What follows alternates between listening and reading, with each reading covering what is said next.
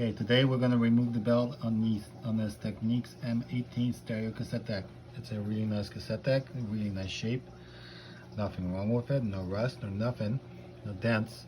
Got it thrift store for a few bucks a while ago, actually, maybe a couple years ago. It plays really good, sounds good, but it's slow. It's slow because the belt is stretched and needs to be replaced. Okay, so here's the inside of it. Remove a couple of screws on this side, couple on the other side. I've already removed the motor, but this is the most complicated. Oops, not complicated, but if you've never looked in here, you might be puzzled by it. Okay, so first there's these little things here. Unclip this guy here. It'll be a little one, just cut it so you get some slack. Okay, but basically to get at the belt, you need to remove the motor, which I already have, and you need to remove this flywheel bracket. There's just 3 screws here.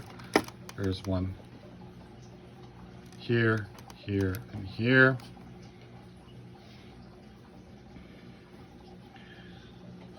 And you need to use a screwdriver that's short enough will actually, fit in here. Maybe like so. Well, be careful. You don't want to. Oh wow, there's lightning outside. You don't want to strip these, so get the right tool for the right job, which I clearly don't have. But let's talk about this guy here. So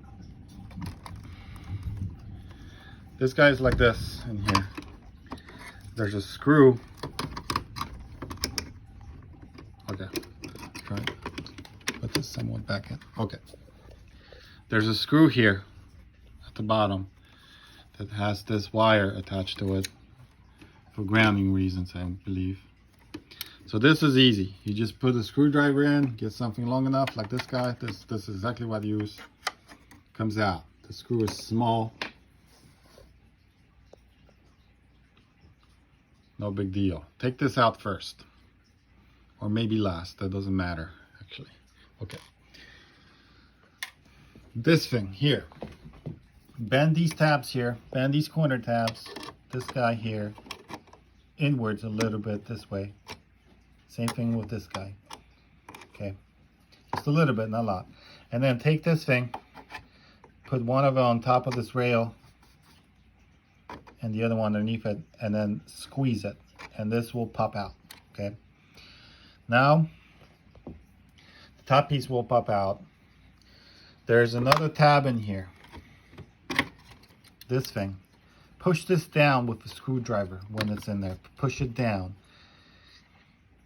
And if you take the screw out here first, once you push this down, this whole thing will come off. So yeah, in essence, you should take the screw out first. And then you push this down, and then you push this down. The whole thing pops up. And then, I haven't installed it yet, but I imagine it kind of works very similar. Maybe I put the screw on last or something. I don't know. Probably be a trick here, put it in. And that's it. I haven't disconnected anything with the motor. I haven't desoldered anything. So you just kind of maybe put it some spot, maybe like so, where it doesn't dangle. You don't want to get anything loose. So at this point, literally, we have these 3 screws, 1, 2, and 3 here. And I will take them out as soon as I find a screwdriver. But that's it. This whole thing comes out. There are other models very similar to this. There's slightly different options. They almost look identical inside. They might have an extra circuit board here because it's a slightly different upgraded model. And I've looked on this board. So this is not an amplifier.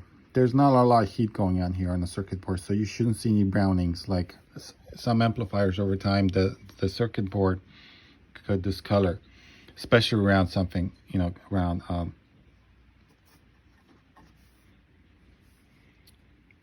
anything that produces heat, like transistors, something along that. And maybe bigger resistors. But take a look at it since you have it, since it's removed. Take a look at it, see if there's anything wrong with it. The nice thing about this stuff is, like, my opinion, if it's not broken, then fix it. Sure, you could recap all this stuff. It takes a long time to recap all this stuff. You have to take all this shit out. It takes a lot of effort to do this. Like, you must really love this to recap all this stuff. Honestly, if you don't see anything wrong, capacitors are not bulging, leaking, or anything like that, leave that fucking alone, because this is not an amplifier, and you know, it's not producing a lot of heat, and I think it lasts longer. That's my theory on it. It lasts a lot longer. So we have our transformer here, and then let's see, here's that comes in through the back here. It goes in here.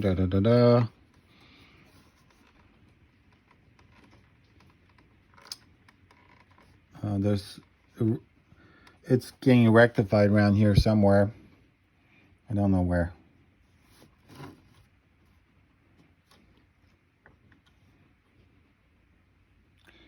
Somewhere here is getting rectified.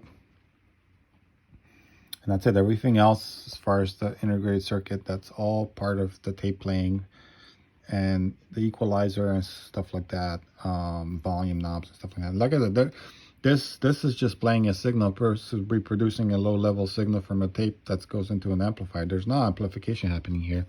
So beyond this tiny little thing to drive the motor, I don't think you have to really much worry about it. And recapping this would take a really long time.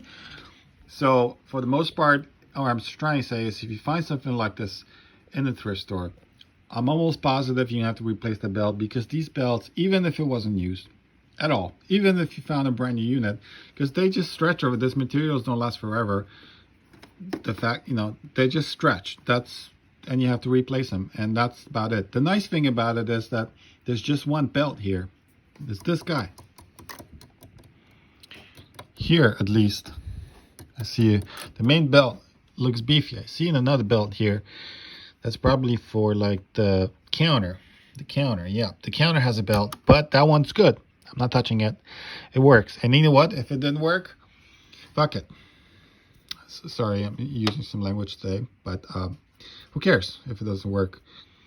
Still a playable unit, unless it really bugs you. Then you will have to figure out how to remove that belt, because there's one in here. And probably a pain in the ass to get to that. You will have to take this whole thing out. That's just the way they made these. See, I'm not even an expert on these things. Or maybe you can kind of wiggle in there and then move it there. But it's definitely, you know, some voodoo magic. Anyway, at this point, I'm going to find a screwdriver, one that fits. And I'm going to remove these screws. And then I'm going to go on eBay, buy a belt, put that guy in, boop. All right, so these cassettes are really good for what they are. They play really nicely. They sound really nice. The most important thing is, I guess, is sound nice. Second most important is, for me, is like the vintage look. Does it look cool? I think it looks awesome. I mean, look at the front plate here. It has a meter, fluorescent meter, which all even works. The tape counter still works. And even that playing works, but, you know, we're going to replace it. It works really well. I played some stuff on the work, and I even recorded stuff on the old belt, and it sounded really nice. So, guess that's it. I won't overkill this video. Again, this is the Technics M18. Cheers.